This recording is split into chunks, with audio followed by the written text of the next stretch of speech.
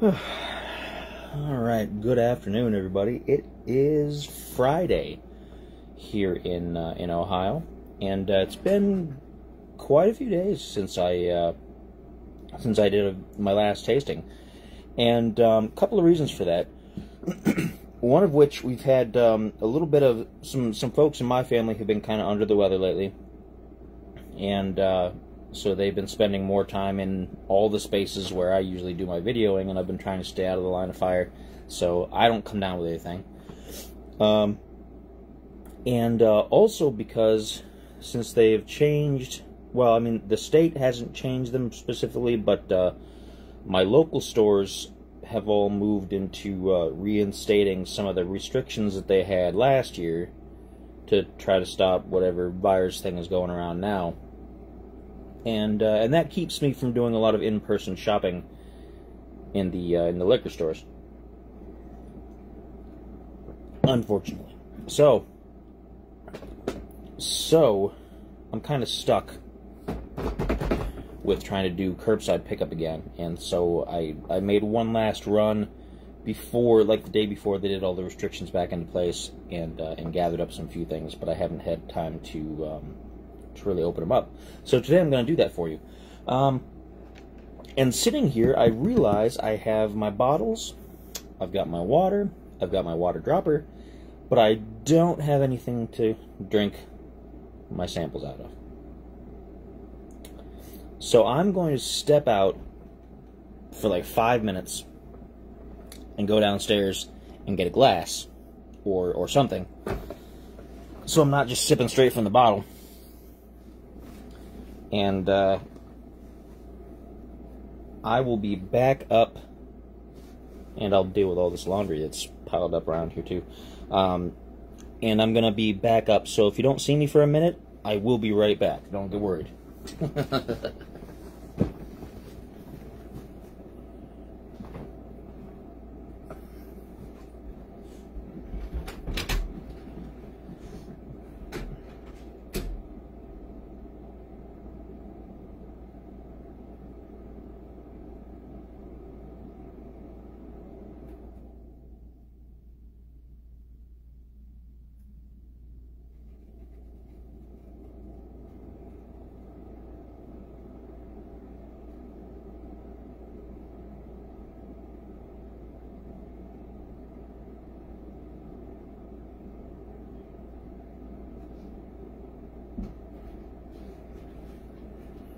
Alright, here I am.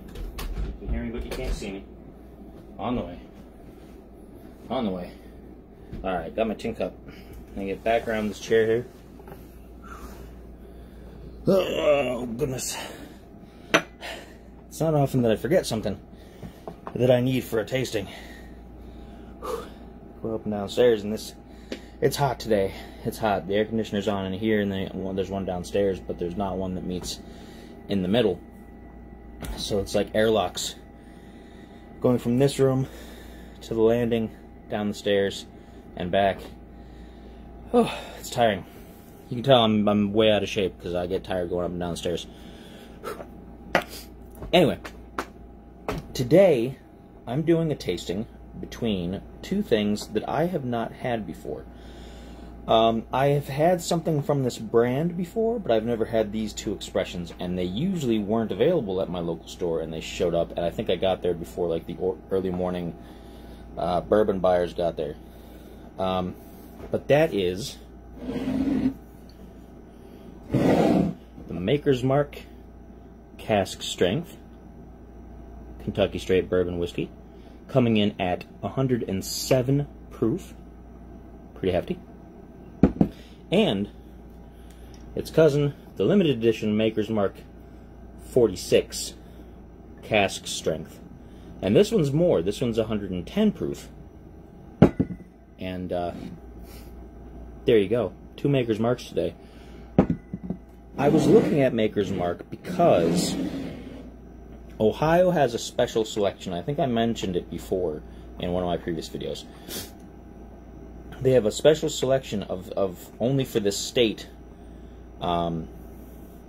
Maker's Mark expressions that are designed, or they're brewed to be to resemble various carnival foods, like caramel corn and s'mores and I don't know. There's a bunch of them. And I don't remember what they all are, but they're supposed to resemble like sweet snacks and things like that. And I kept thinking, well, maybe I'll spot those at my Giant Eagle here in town, because people across the state have been saying, oh yeah, you can find this at Giant Eagle and this at Giant Eagle, because Giant Eagle is a grocery chain that's pretty particular to the Northeast, like Pennsylvania, Ohio, and maybe a couple other states. I don't remember.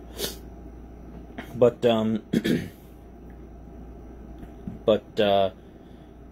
I kept thinking, well, maybe I'll find those at my local place. And recently they put up a big display for Maker's Mark, like a whole bunch of them, and they were all just the regular bottles. And I was like, okay, well, at least, you know, it's a big promotion.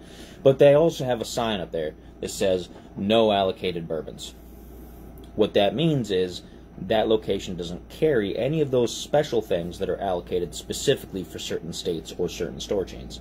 So my particular grocery location does not have those, which is unfortunate, because I don't really go to many other places, and I'm not sure if I'll be lucky enough to find them anywhere else. Maybe secondary market, but I bet they're going to be expensive. I don't know. I don't know what the price point on those. The price point is roughly the same. I believe these were both in the $50 to $60 range, which is a bit higher for bourbon, but cask strength, it tends to be a little bit higher priced, and special edition stuff is doubly so. So I thought, while I was there, I haven't had Maker's Mark for a while, and I haven't had these particular types, so let's go ahead and get some and do a tasting.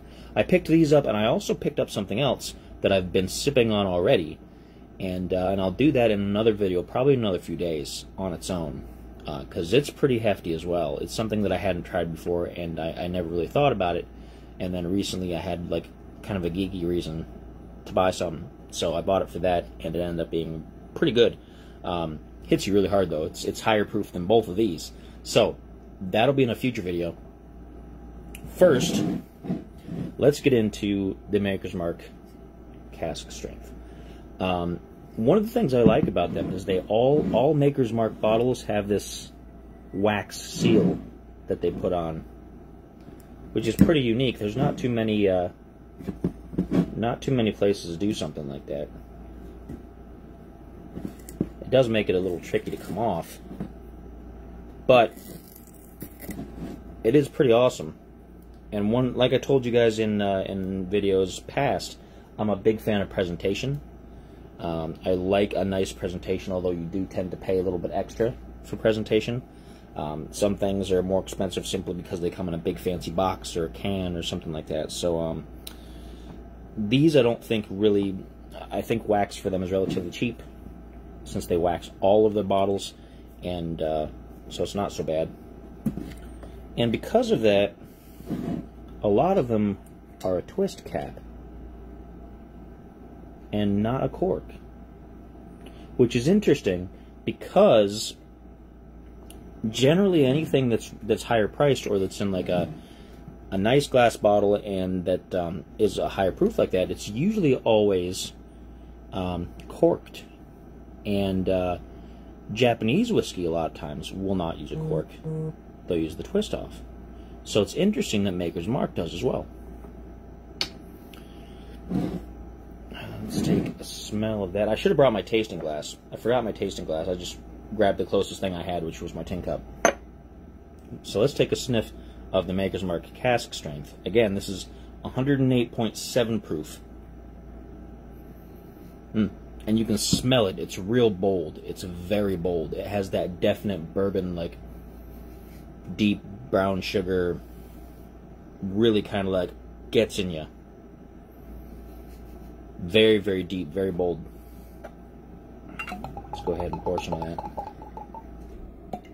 that. Now, color-wise, the color of these is pretty close. There's not really any difference that I can see.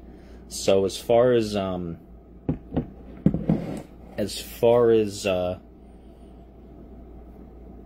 where they get their flavoring from the barrels and things like that, they went through a very similar process if I had to take a first glance. And you know, I should have, Rob's there in the comments, I should have actually gotten a bottle of the original to kind of refresh my palate a little bit and remind me what the original was like to compare to these two. And I didn't think about it. I was trying to beat the restrictions and everything, and I was kind of in a rush, and I had other things also to pick up that day, so I just grabbed 3 good ones and went from there. But I have some high hopes for it. It smells good. It smells good. It doesn't smell like just like bourbon alcohol smell. Now, normally with my bourbons, I like to have a single ice cube. Nothing really big, like not a huge one, but enough that it would equal, once it melted, a little splash of water. It's a little different than how I take my scotches and some of my other whiskeys. I don't usually do the drop, drop, drop. So this time with my dropper, I filled it up and I just did a whole squirt of water. And so that should even it out pretty well. I don't want to dilute it too much, but I think for bourbon, an ice cube melting into there gives it enough of a... It smooths out just enough that it takes that bourbon edge off, because a lot of bourbon is pretty tough stuff if you're not a regular bourbon drinker. And I'm into other kinds of whiskeys and not so much into bourbons all the time. But I'm getting more into bourbon, I think, because I'm trying to narrow down what bourbon brands I think I would lean towards more than others. And some things I'm really liking, some things I'm kind of like, meh, whatever. But I'm interested in seeing how these two are going to stack up against each other. So, Maker's Mark Cask Strength, 108.7 proof, bottoms up. Another smell, and it smells good. It definitely smells good.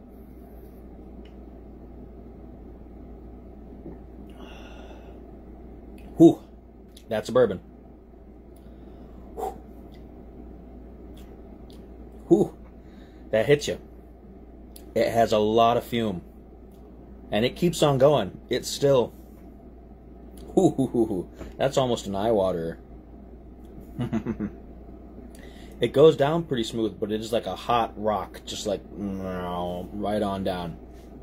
Oh boy, if I wasn't feeling good today, a couple shots of this would have me right as rain, let me tell you. What kind of rain?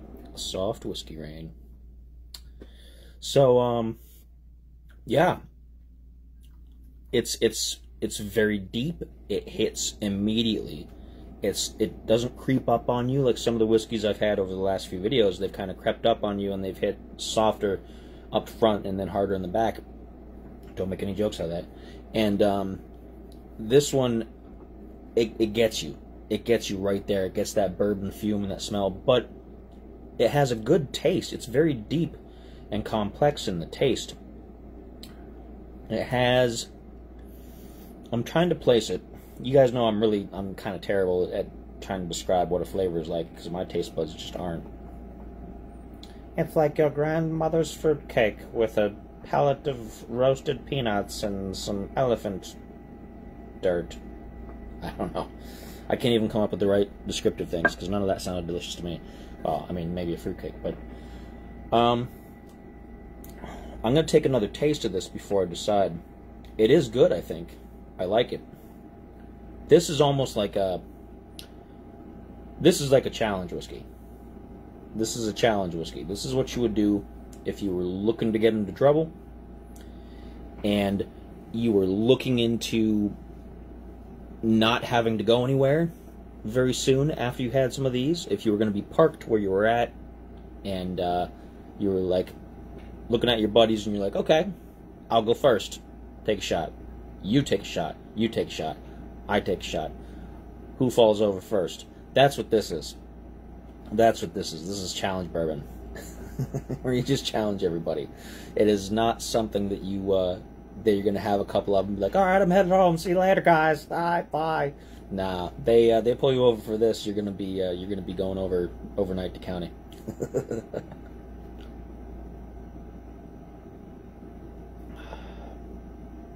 It's a little easier on the second one because your tongue's kind of used to it. It has a sweetness.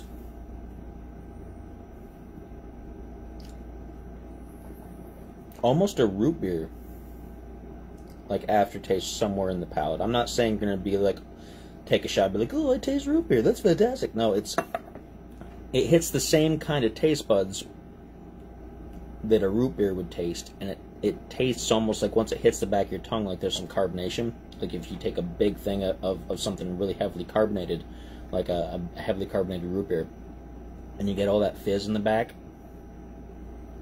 That's what I'm getting from it. It's not real strong, though. I mean, I don't know if you'd be able to taste that, but a little bit of root beer. A lot of numbing. My tongue is kind of like, already. So I'm hoping I have a good enough palate. I've got water to kind of cleanse everything out, but I hope I've got a good enough palate still for the 46. Otherwise, maybe doing 2 cask strengths back to back was probably a bad idea. It is good, though. It hits hard, but it's very drinkable. It's not something you're going to toss back and then start like coughing and being like, oh man, this is just, oh, it's rough. It's not very smooth necessarily. I mean, some people might disagree with me, but I'm not getting a lot of smoothness, but it's not harsh like a Jack Daniels is harsh. Jack Daniels is like one of the epitome, the basic stock Jack Daniels and like basic stock Jim Beam, not the different like flavors and expressions. Like the Gentleman Jack, very smooth, super smooth. It's probably some of the smoothest Jack I've ever had. And the Jack Daniels Single Barrel Select is also pretty smooth for being Jack Daniels. But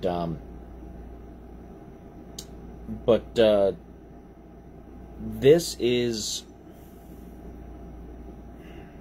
like I said, it's not really smooth like that, but it's not rough like a heavy Jack Daniels. It's not, it doesn't stab at your mouth with the alcohol taste to it. You can definitely tell that there's some high proof in this. It's no pushover, but it is very drinkable, which is why, again, I think I'd call it a challenge whiskey, where you'd sit around with your buds and you'd have like everybody would have a few shots, because you can drink it and have fun with it. You're not going to drink it and be like, oh man, oh that was so rough, your turn. Not something like that. But again, it does hit pretty hard. So that's a pretty heavy shot already. Let me get some water and see if I can get some palate taste buds back in action here.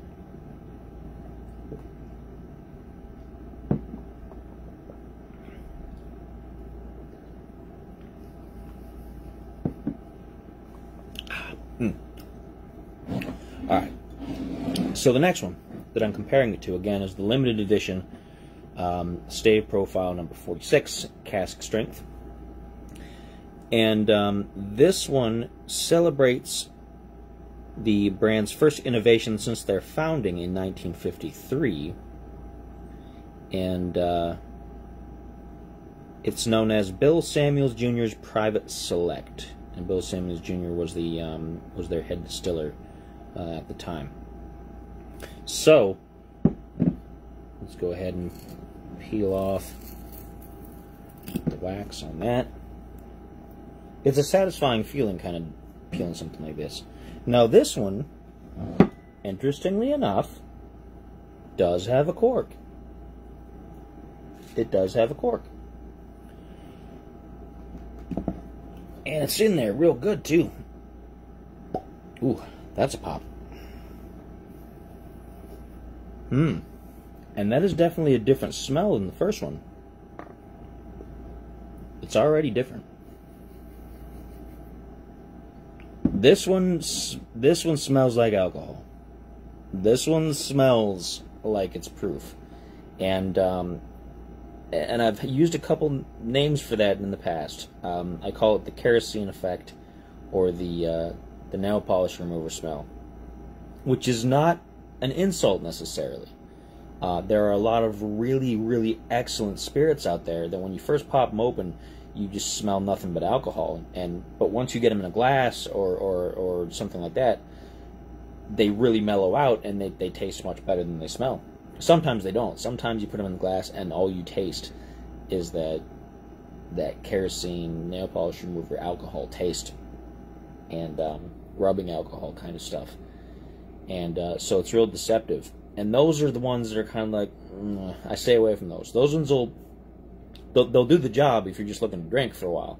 But if you're trying to get some taste, if you're trying to enjoy what you're drinking, I don't know. But it has a lot of that in it. It's got a lot of that smell. Also a little bit of rosiness, a little bit of rosy fruitiness almost. Kind of rising up, kind of floral. Some cream, kind of creaminess, like sweet cream. A lot more in the initial smell than the first one was, than the regular cask strength. It's making my nose go nuts here. Let's go ahead and pour out some.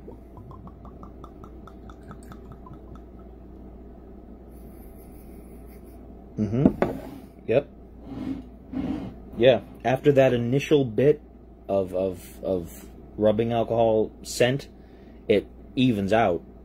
And I bet if you let this breathe for a few minutes with the cork off before you poured some, it might be a really, really well worth it experiment to do that. This is 110.3 proof compared to the other one, 108.7. So not a huge difference, but sometimes it can seem like a big difference. So I'm going to go ahead, do a little squirt of water in there. The tongue's still a little bit numb from the other one. See if I can wake it up a little bit.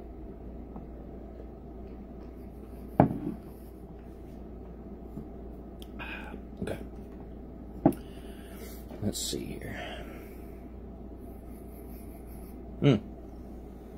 Yeah, then that rubbing alcohol smell, nail polish remover smell, has really kind of disappeared.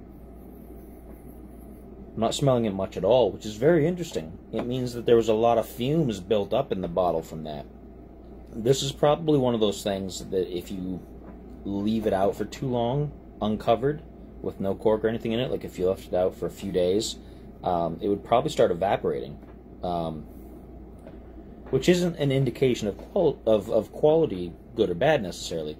When they first put these in the barrels before they put them in bottles, when they're in barrels to age, there's always a bit that evaporates.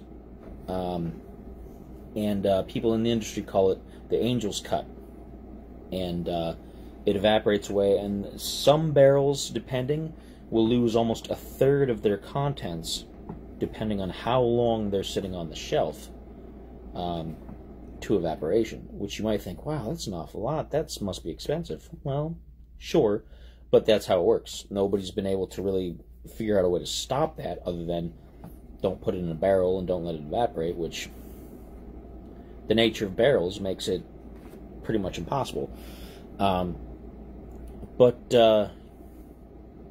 Yeah, it seems like there's a lot of alcohol evaporation going on, which might be good for the long-term taste.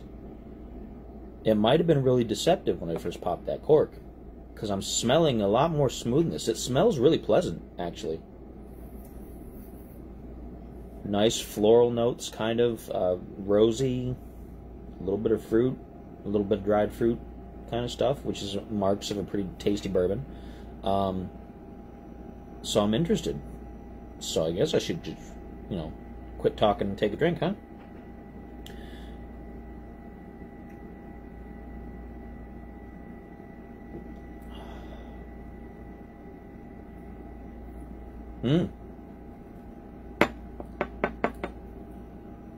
Ooh. Okay. Now that is interesting.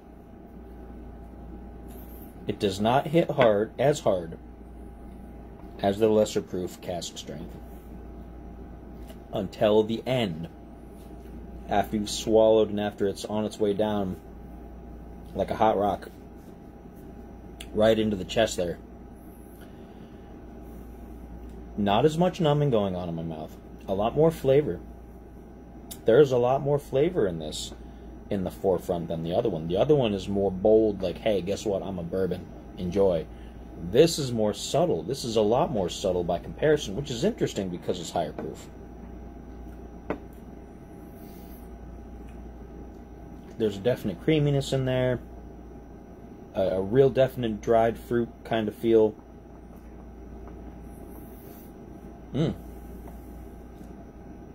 Almost like a marshmallow. So this is almost like a kid's trail mix kind of thing, where you've got the marshmallow bits and the dried fruit and like chocolate and granola and stuff.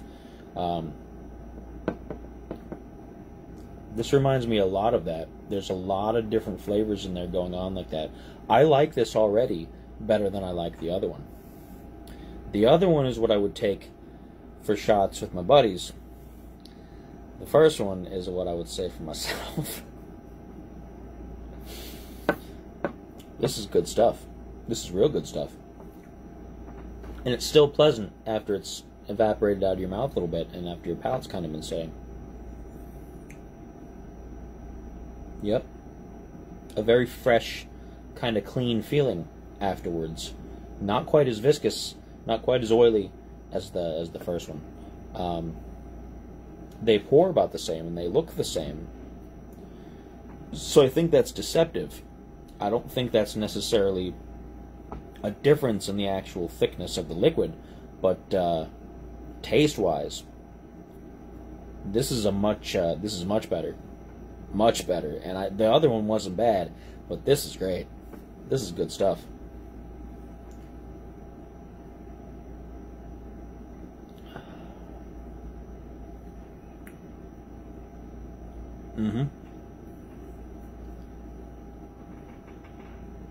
This is a good sipping bourbon. This is an excellent sipping bourbon. I'm going to want to let this last for a little while. I don't think I want to go through this all at once because this is special. This is good stuff. I don't know if it's quite as good as the other one that I talked about that I'm going to do another video on in the near future, but it is very good. The 1792 is still my favorite bourbon so far. But this is a very close second. This is excellent. This is great stuff. Once again, this is the limited edition Maker's Mark 46 cask strength. Getting a little bit of back and forth. You're getting a little bit of saliva buildup, but also a little dryness. It's kind of like it can't decide what it wants to do. It'd be a good thing to have with a rich, saucy meal, like maybe an Italian meal of some kind with some real nice hearty red sauce. You'd probably give yourself a lot of heartburn a few hours later, but this would pair very, very well with some nice, with a good plate of thick Italian food. Some tortellinis or something, or some raviolis. Maybe even just some basic spaghetti, but it's very good. It is excellent. And I don't feel, I don't feel that like I've had that much proof compared to the other one. The other one, you could tell how strong it was pretty early out the gate. It's like punch in the face, like, hey, this is some bourbon. You want a drink? Here's some bourbon. Drink up. This is more like, hey, let's hang out. Let's have a sophisticated evening with a good meal. Instead of that red wine you're thinking of, just have the Maker's Mark 46. Just pull that up right there. There you go. Distinguished gentleman. That's what that is. That's what that is. This is the distinguished gentleman of the Maker's Mark family. This is the Gentleman Jack of Maker's Mark. It's more grown up. It's good. Oh, it's good. I think I'm going to be raving about this for a while. Now I'm going to have to do some tests between this and the 1792, because previously, I've just said like a few minutes ago that the 1792 was my favorite bourbon. Oh, but now I'm kind of thinking, I don't know, because this stuff is pretty darn good. That's a tough choice. That's a real tough choice. And now I have to compare that to the other one that I bought that I keep mentioning secretively and haven't actually posted about. It's coming. It's coming. Ooh. It's going to be tough choices over here in Bourbonville. But there you go. That's what I'm thinking. I'm thinking between the Maker's Mark Cask Strength and the Maker's Mark 46 Limited Edition Cask Strength. The 46 is the clear winner. If I was just going to do one opposed to the other. If I had a personal pick on what I wanted to drink here at home, I would pick the 46 every time. I still think that the regular Cask Strength is a great social drink, as long as nobody's going anywhere, because it is pretty high proof, and again, you want to drink responsibly, you don't want to go driving around. But that 46 is great. This is special. This is real special. And they're both very similar priced. They're not cheap, but they're not the most expensive thing on the shelf. And I don't know how well available they are. This is the first time I saw... Well, it's the first time I remember seeing the 46 up in my local grocery store. I don't usually hit up regular liquor stores too often, because there aren't too many around here. And in this town, it's... I don't know, they're in kind of disreputable areas around here, and I don't want somebody to try to mug me for my alcohol.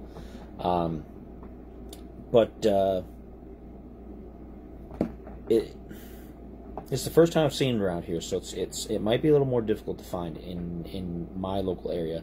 So if you have an area similar to mine, same thing.